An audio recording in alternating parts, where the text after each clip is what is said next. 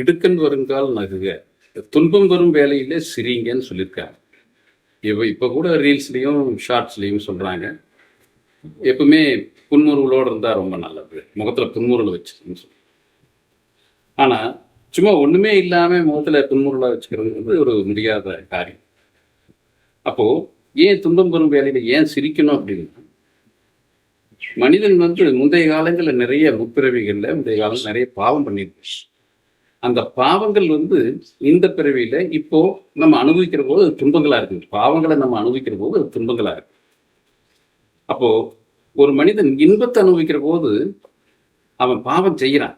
பாவம் செய்யறதுனால இன்பத்தை அனுபவிக்கிற தன்மை ஏற்படும். பாவமா புண்ணியமா தெரியாது. ஆனா துன்பத்தை அனுபவிக்கிற போது அவன் முந்தைய பாவத்தை இப்ப துன்பமா அனுபவிச்சு அந்த பாவத்தை கழிக்கிறான்.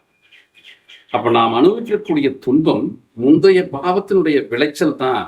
இதன் மூலமா நாம முந்தைய பாவம் கழிக்கப்படுதுன்னு தெரிஞ்சுக்கிட்டு துன்பப்படுற போது சிரிங்க.